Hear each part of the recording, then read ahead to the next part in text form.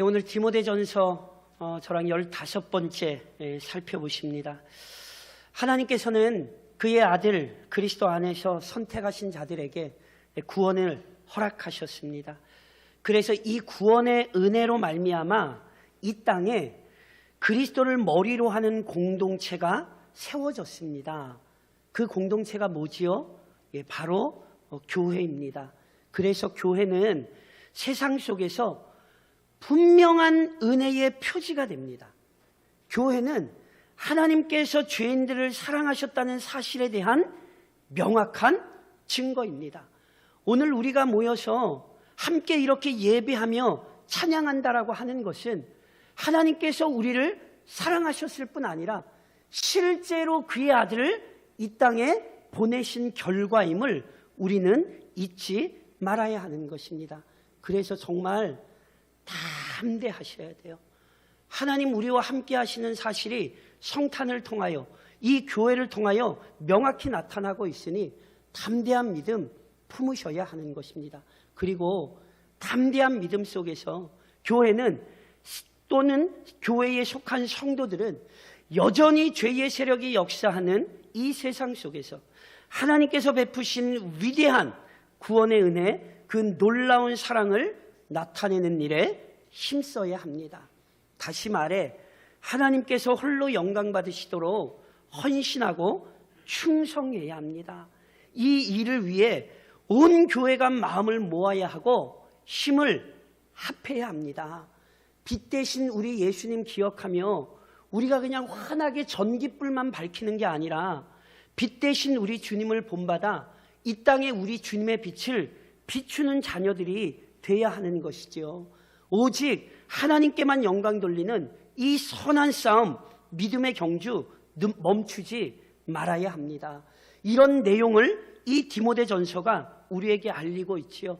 그리고 오늘 본문 역시 바로 이런 관점에서 이해할 수 있어야 합니다.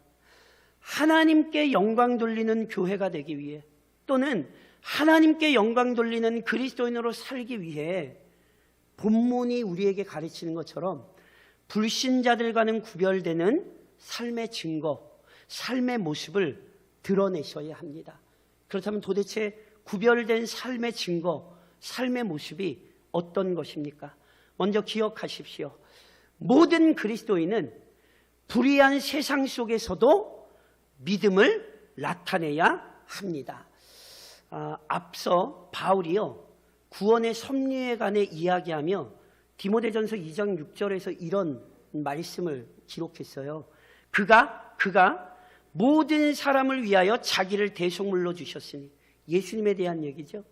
예수님께서 모든 사람을 위하여 자기를 대속물로 주셨으니 기약이 이르러 주신 증거니라. 자, 이 구절 저랑 살펴보실 때, 즉 그리스도께서 모든 사람을 위하여 자신을 내어주셨다고 할 때 이 모든 사람이란 전 인류 개개인을 의미하는 것이 아니라 인종과 성별 또는 신분에 따라 차별받지 않는 모든 사람이다. 제가 이렇게 설명드렸죠. 그래서 실제로 교회에는 다양한 사람이 모여 한 몸을 이루었던 거예요. 그래서 그 중에는 노예도 있었어요. 노예도. 그래서 오늘 본문에서 바울은요, 그리스도인이 된 노예들, 예전에는 그리스도인이 아니었지만 이제는 그리스도를 믿고 구원받은 노예들이 실은 어떻게 행동해야 되는지를 가르치거든요. 조금 배경을 설명드리면 이렇습니다. 학자들의 연구에 따르면요, 그리고 또 우리가 아는 역사적인 어떤 자료들에 따르면 고대 사회는 철저히 노예제도를 기초로 하여 유지되고 있었습니다. 그래서 예를 들면 당시 수도 로마는요, 로마 인구의 3분의 1이 노예였답니다. 그 노예들의 삶은 역시 우리가 아는 것처럼 비참하죠. 아시죠? 노예는요, 주인의 소유물로 취급되었습니다. 그래서 주인이 마음대로 뭐 했어요? 사기도 하고 팔기도 했어요. 심지어 노예의 목숨마저 누구 손에 달려있지요?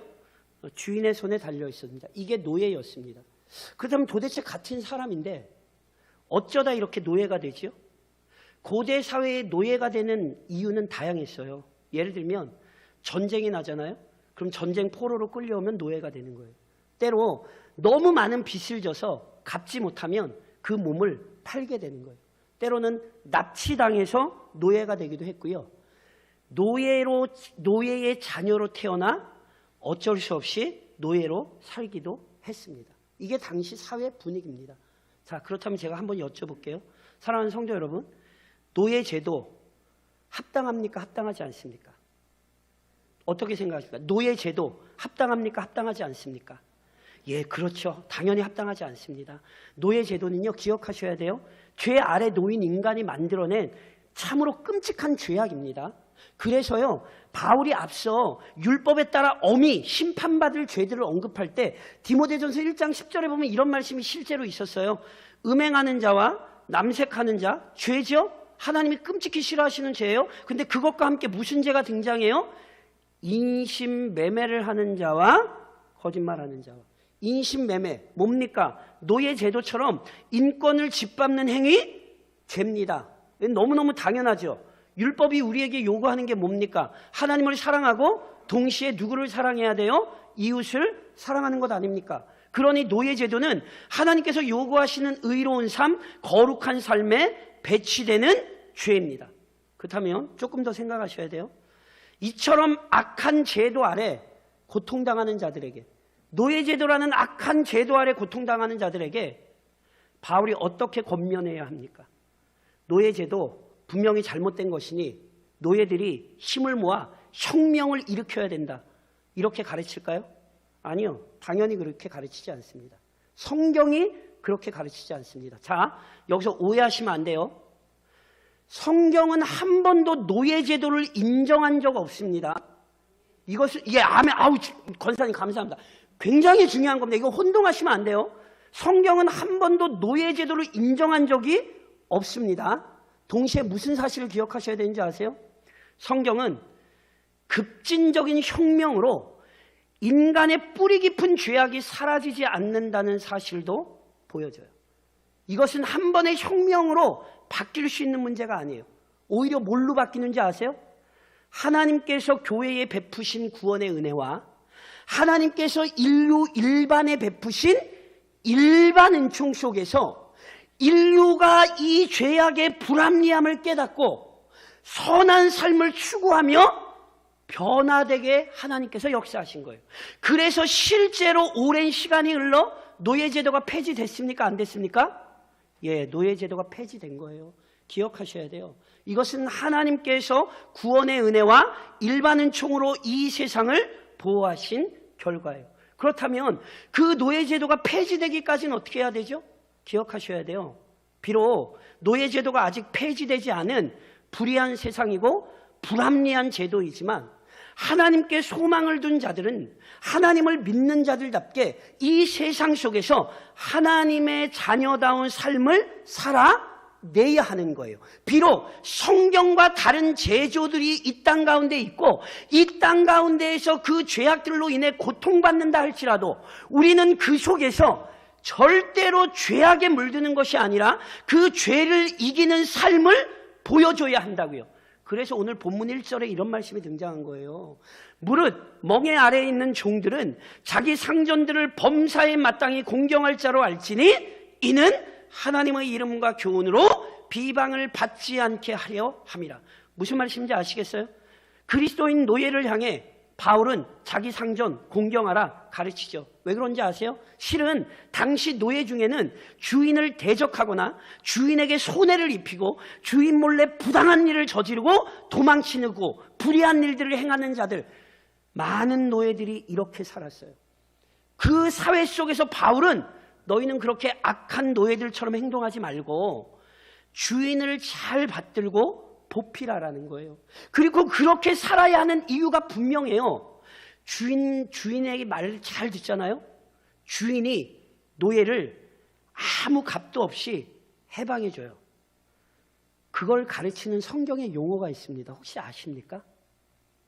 노예를 아무 값도 없이 해방해준다라는 그 상황에서 나온 단어가 잘 아시는 구속이라는 단어예요.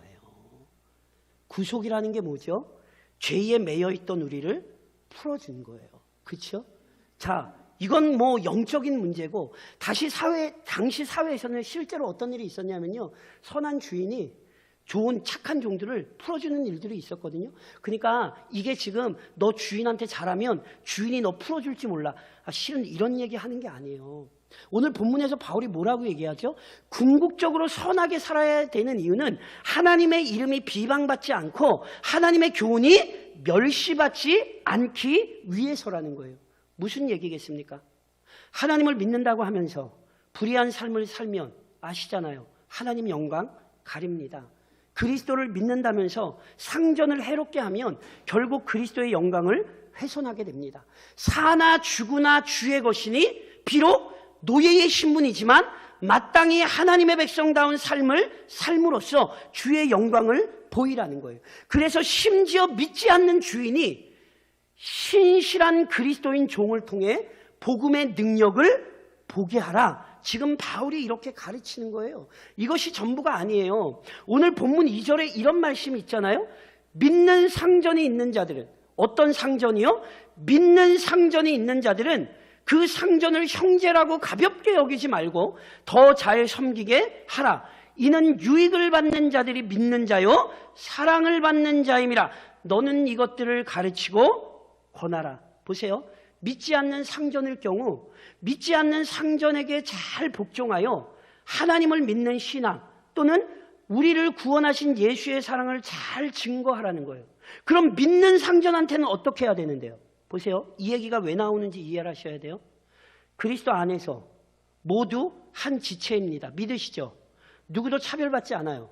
남자냐 여자냐 주인이냐 종이냐에 상관없이 그리스도 안에서 한 형제요 자매이죠. 그렇죠? 그런데 오해하시면 안 돼요. 이 사실 때문에 서로가 서로에게 갖춰야 되는 예의가 사라지는 것은 아니거든요. 당시 교회는 가정에서 모여요. 그러니까 보세요. 당시 교회가 가정에서 모이는 것이기 때문에 어떤 경우에는 그 가정, 그 집에 주인과 종이 함께 성도가 되는 경우가 있어요. 그러니 주인과 종이 그리스도를 머리로 하는 그 교회의 한 몸이요 한 지체란 말이에요. 그럼 보세요. 그리스도 안에서 한 몸이요 한 지체이니 주인과 종의 신분은 상관없이 그냥 툭 터놓고 지내도 됩니까? 그러면 안 된다라는 얘기를 지금 하는 거예요. 바울은 오히려 믿는 상전이면 어떻게 하래요? 오히려 더 잘 섬기래요. 왜요? 이유가 있어요. 이는 유익을 받는 자들이, 즉 자신이 섬기는 상전이 사랑받는 자이기 때문이래요. 사랑받는 자, 누구 사랑을 받는다는 뜻입니까? 하나님의 사랑을 받고 그리스도의 사랑을 받는 자라는 뜻이에요. 그러니까 보세요. 단지 육신의 상전이기 때문에 잘 섬기는 게 아니에요. 누구이기 때문에 잘 섬기는 거예요? 거룩한 성도요, 나와 한 몸으로 부름받은 그리스도의 몸이기 때문에 잘 섬기라는 거예요. 그래서 이걸 조금 더 확장시키면 믿는 상전을 잘 섬기는 게 곧 누구를 섬기는 게 되는 거예요? 그리스도를 섬기는 게 되는 거라고요. 사랑하는 성도 여러분, 오늘 성경이 가르치는 이 원리를 잘 기억하셔야 돼요. 노예라는 신분이 그리스도인의 정체성을 훼손할 수 없어요. 지금 노예제도는 분명히 없지요. 그러나 아시는 것처럼 이 사회에 갑을관계는 있습니다. 불의한 제도이죠. 그럼 그 불의한 제도 속에서 그리스도인 어떻게 살아야 됩니까? 그 불의한 제도, 나쁜 제도니까 그거 혁명을 일으켜서 바꾸고 그거 내 마음에 안 든다고 마음대로 막 살면 됩니까? 아니라고요. 잊지 마십시오. 우리는 이 불의한 세상 속에서 오히려 믿음으로 살아야 합니다. 이 어두운 세상 속에서 빛이신 주님을 본받아 그리스도를 믿는 빛을 드러내며 살아야 합니다. 오늘 내 상황과 형편이 어떠하든지 믿음을 드러내는 삶에 있어서 도피하셔도 안 되고 게으르셔서도 안 되는 거예요. 오늘 우리에게 주신 각자의 삶의 자리에서 믿는 자로서의 삶을 사셔야 하는 거예요. 이것이 오늘 본문이 우리에게 가르치는 것입니다. 동시에 모든 그리스도인은 탐욕이 지배하는 세상 속에서 자족하는 믿음을 나타내야 합니다. 바울이요, 이어지는 본문에서 다시 한번 다른 교훈을 경계하고 온전한 삶을 촉구합니다. 오늘 본문 3절에 이런 말씀이 있죠. 누구든지 다른 교훈을 하며 바른 말, 곧 우리 주 예수 그리스도의 말씀과 경건에 관한 교훈을 따르지 아니하면. 앞서도 다른 교훈 또는 거짓 진리를 가르치는 자들을 경계하라 바울이 이야기했죠. 1장에서는 신화와 끝없는 족보에 집착하게 만드는 어리석음에 대해, 3장에서는 혼인을 금하고 어떤 음식은 못 먹게 하는 불의한 일들에 대해 경고했죠. 본문에서 다시 그리스도의 말씀과 경건에 관한 교훈을 따르지 않는 행태에 대해 경고하잖아요. 그리스도의 말씀과 경건에 관한 교훈, 한마디로 얘기해 진리의 말씀을 따르지 않는 자들 철저히 주의하셔야 돼요. 이들의 특징은 뭐냐면요, 그리스도의 말씀이 아니라 자신들의 견해, 자신들의 주장 강조하잖아요. 그러니 당연히 이 거짓 것을 강조하기 때문에 사람들을 거짓으로 또는 죄악으로 이끌 수밖에 없는 거예요. 그래서 오늘 본문에 4절로 5절로 이렇게 되어 있잖아요. 그는 교만하여 아무것도 알지 못하고 변론과 언쟁을 좋아하는 자니 이로써 투기와 분쟁과 비방과 악한 생각이 나며 마음이 부패하여지고 진리를 잃어버려 경건을 이익의 방도로 생각하는 자들의 다툼이 일어나느니라.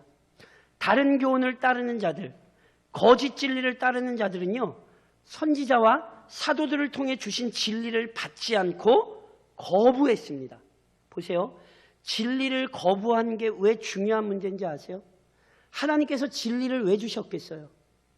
진리를 통해 우리를 살리시려고 하나님이 진리를 주신 거잖아요. 그래서 그걸 성경은 교만하다 그러는 거예요. 하나님께서 주신 은혜를 알지 못하고 그것을 내팽개치는 거예요. 그리고 이 교만은 동시에 무지한 거예요. 왜 하나님께서 주신 진리를 거부하죠? 자기의 영혼이 비참하다는 걸 모르기 때문에 그래요. 내가 죄인이라는 사실을 모르기 때문에 예수님이 인간의 몸을 입고 이 땅에 오신 성탄이 진정한 기쁨이 아니라 쾌락의 절기가 돼버리는 거예요. 실은요, 교만과 영적 무지는 떨어지지 않아요. 그래서 이렇게 교만하고 영적으로 무지하니, 즉 진리를 알지 못하니 다른 말들을 퍼뜨려 변론하고 언쟁하는 것만 좋아하지요. 투기와 분쟁을 일으키고 남을 비방하는 데 진력하며 악한 생각에 따라 행동합니다. 이미 그 마음이 심히 부패하였기에 절대로 진리는 가까이 하려 하지 않고 심지어 뭐하냐면요, 경건마저 이익의 방도로 생각한대요. 경건마저 이익의 방도로 생각한다? 무슨 뜻일까요? 자기에게 이득이 되면 하나님 섬기고 그렇지 않으면 언제든 신앙 버린다는 거예요. 하나님께 모든 영광 돌리기 위해 이 세상을 살아가는 것이 아니라 자기 영광을 위해 또는 자기 유익을 위해 하나님마저 도구로 삼고 싶어 하는 거죠. 이것이 바로 다른 교훈을 따르는 자들의 삶의 특징입니다. 진리를 모르는 자들의 특징입니다.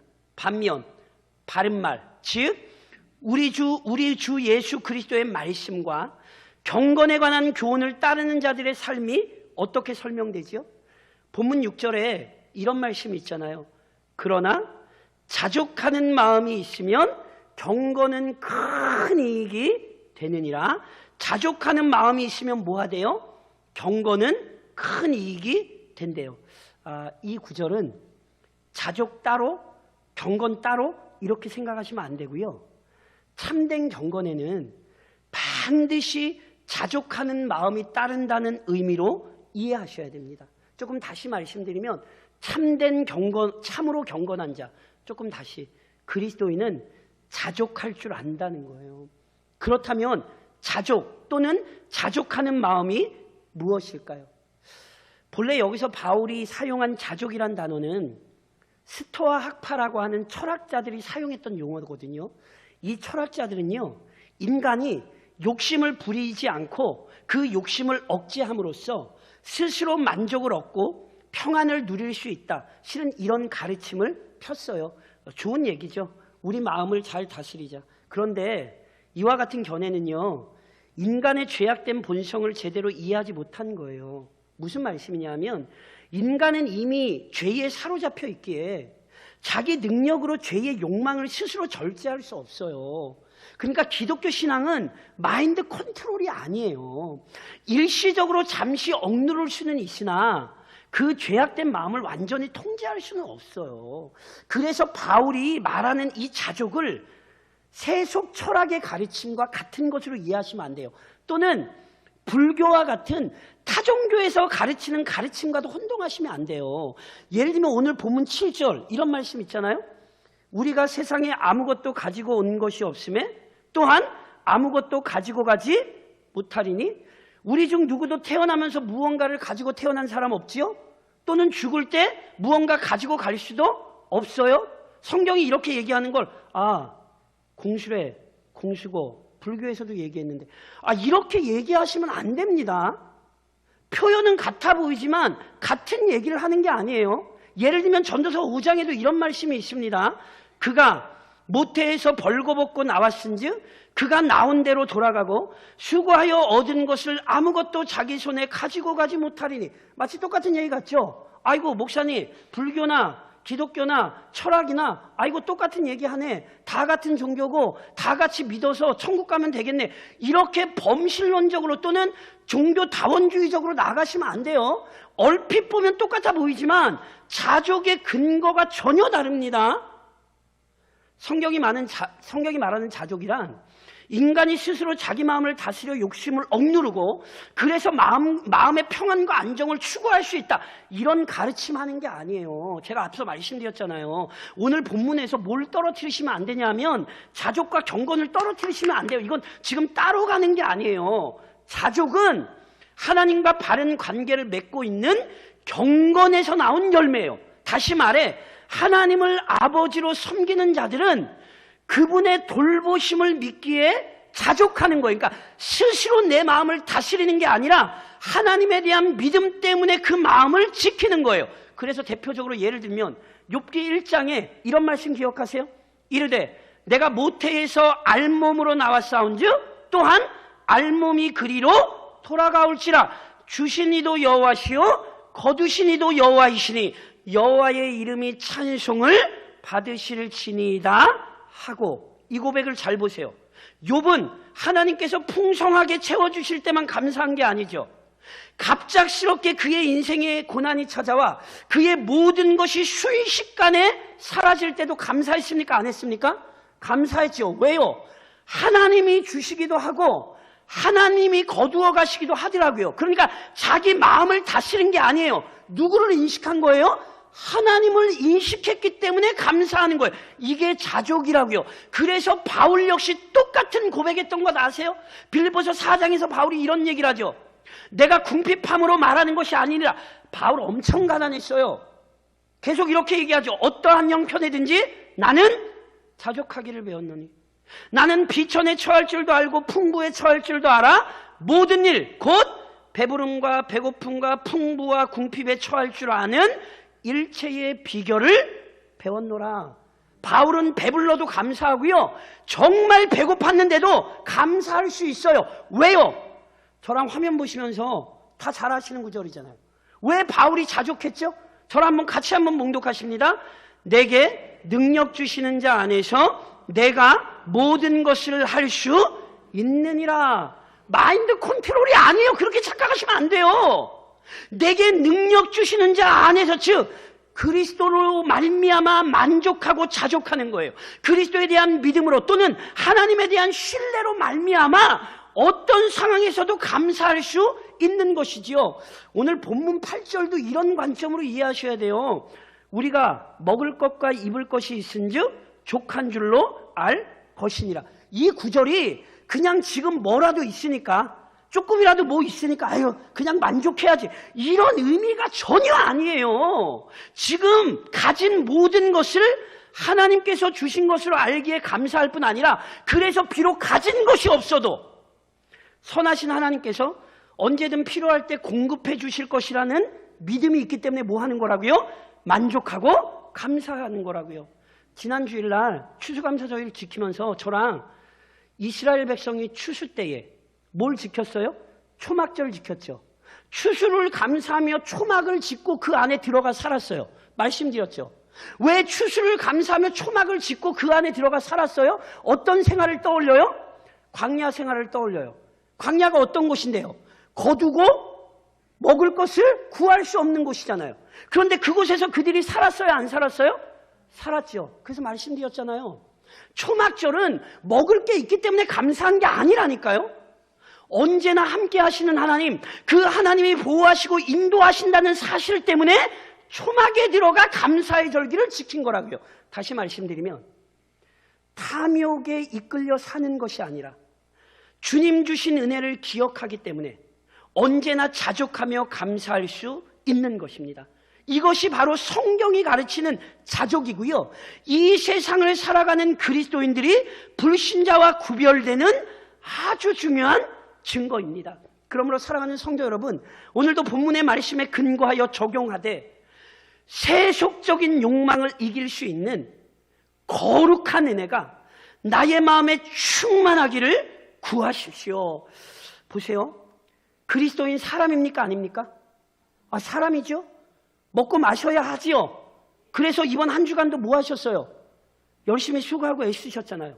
믿음을 가진 자라고 해서 아무것도 없이 살 수 있는 것 아니에요. 그리스도께서 우리에게 어떤 기도 가르치셨어요? 오늘 우리에게 뭘 구하라고요? 일용할 양식을 주옵시고. 구하라고 가르치기만 하셨나요? 아니에요. 생존을 위해 필요한 걸 얻기 위해 수고하며 우리 살아야 돼요. 시편 104편은 우리에게 이렇게 표현하죠. 사람은 나와서 일하며 저녁까지 수고하는도다. 데살로니가후서 3장에서 바울이 분명히 이렇게 얘기했어요. 우리가 너희와 함께 있을 때에도 너희에게 명하기를 뭐 하라고요? 누구든지 일하기 싫어하거든 먹지도 말게 하라 하였더니, 그리스도인들 이 땅을 살아가는 모든 것 필요하고요. 그것을 하나님 앞에 구해야 할 뿐 아니라 그것을 얻기 위해 수고하고 애씁니다. 살아가는 데 필요한 것을 채우기 위해 수고하고 애쓰는 것은 그리스도인이든지 그리스도인이 아니든지 똑같습니다. 그러나 성도 여러분, 혼동하시면 안 되는 부분이 있어요. 겉보기는 똑같을지 모르지만 그리스도인들이 불신자들과 분명하게 구별되는 표지가 있습니다. 그리스도인들은 절대로 세속적 욕망에 그 마음이 사로잡히거나 이끌려서는 안 돼요. 그래서 오늘 본문 9절에 바울이 이렇게 얘기하죠. 부하려 하는 자들은 시험과 올무와 여러 가지 어리석고 해로운 욕심에 떨어지나니 곧 사람으로 파멸과 멸망에 빠지게 하는 것이라. 부하려 하는 자들, 달리 표현해 더 많은 돈을 원하는 자들에게 경고합니다. 성도 여러분, 돈 필요합니다. 그러나 돈의 마음 빼앗기지 마십시오. 그것이 우리를 파멸로 이끕니다. 이것은 실은 십계명의 10번째 계명을 해석한 거예요. 십계명의 10번째 계명 뭡니까? 기억하세요? 뭐 하지 말라? 탐내지 말라. 오늘 이 탐심을 우리는 경계해야 돼요. 잠언 23장은 우리에게 뭐라고 가르치는지 아세요? 저랑 한번 같이 읽으실래요? 같이 읽겠습니다. 부자 되기에 애쓰지 말고 내 사사로운 지혜를, 아멘이세요? 별로 아멘이 크지를 않으세요. 제가 다시 한번, 아멘이세요? 성경이 가르친 거예요. 제가 어디 철학자 얘기 가져온 거 아니에요. 부자가 되려고 애쓰지 말라고, 즉 이 탐욕에 너희 마음 빼앗기지 말라고 성경은 명확히 경고했어요. 왜요? 탐욕에 대한 욕심이 시험에 들게 하고 사탄의 올무에 걸리게 한다니까요. 본문 10절에 분명히 이렇게 가르치죠. 돈을 사랑함이 일만하게 뿌리가 되나니 이것을 탐내는 자들은 미혹을 받아 믿음에서 떠난 많은 근심으로써 자기를 찔렀도다. 다시 한번 말씀드리지만 혼동하시면 안 돼요. 성경은 돈 자체가 죄라고 가르치지 않아요. 돈은 필요한 것입니다. 그런데 그 돈을 사랑하게 되면, 그 돈의 마음을 빼앗기게 되면 반드시 문제가 생깁니다. 이번 한 주간도 잘 돌아보셔야 돼요. 돈이 필요 없다는 게 아니라 그 돈에 내 마음이 매몰되어 내가 지켜야 될 믿음의 자리를 지키지 못하고 내가 힘써야 될 경건에 힘쓰지 못하고 행여나 다른 길로 가지 않았는지 돌아보셔야 된다니까요. 왜요? 아간은 돈을 사랑하다 하나님께서 손대지 말라고 하셨던 여리고성의 재물을 감췄고 이로써 그와 그의 가족 전체가 무서운 심판 받았습니다. 아나니아와 삽비라 부부 돈을 사랑하다가 하나님과 교회 앞에 거짓을 말했고, 이로써 하나님께서 두 부부의 생명을 거두어 가시는 두려운 징계를 받았습니다. 한 청년은 돈을 사랑하다 나를 따르라는 그리스도의 위대한 부르심에 응답하지 못했습니다. 그런즉 오늘 역시 돈을 사랑하지 않도록 주의하십시오. 돈을 사랑함으로 악을 행하고, 돈을 사랑함으로 믿음을 버리고, 돈을 사랑함으로 스스로 괴롭히는 자가 되지 마시라는 거예요. 제가 돈 하니까 자꾸 돈만 생각하는데, 돈은 일부예요. 명예, 지나친 건강에 대한 집착, 지나친 명예, 다 우리를 악한 길로 이끄는 것이 되는 것입니다. 그러니 오늘도 이 본문 말씀 앞에 우리의 마음에 하나님에 대한 열망 외에 다른 것이 자리 잡고 있는지 잘 돌아보셔야 돼요. 그리고 실은 깨어 기도하셔야 돼요. 무슨 말씀이냐면, 하늘의 영광스러움이 인식될 때 세상의 유혹을 이길 수 있습니다. 하늘의 상급이 인식될 때 허망한 물질에 대한 욕심, 실은 버릴 수 있어요. 우리는 마인드 컨트롤을 하는 것이 아니라 함께 하시는 하나님, 인도하시는 하나님, 그리고 채워주시는 하나님에 대한 믿음으로 사는 것에 대한 영광스러운 결국을 생각할 때 실은 이 욕망들을 우리가 이길 수 있는 거예요. 실제로 우리 믿음의 선배들이 그렇게 살았죠. 히브리서 11장 16절이 그래서 이렇게 설명합니다. 그들이 우리 믿음의 선배들이 이제는 더 나은 본향을 사모하니 곧 하늘에 있는 것이라.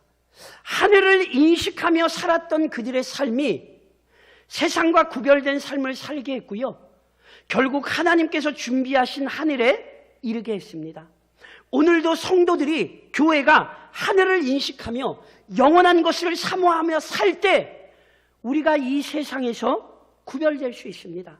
그래서 우리의 삶을 통해, 교회를 통해 하나님께서 영광 받으실 수 있습니다.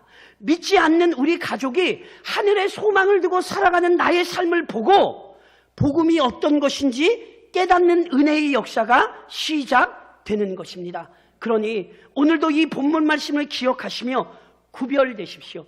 하늘의 신령한 은혜가 우리의 마음 가득 넘쳐서 오늘 나의 삶을 통해, 우리 교회를 통해 이 땅에 하나님의 영광이 드러나는 한 주간을 좀 살아가시기를 언제나 우리를 채우시고 돌보시는 우리 주님의 이름으로 권면드립니다.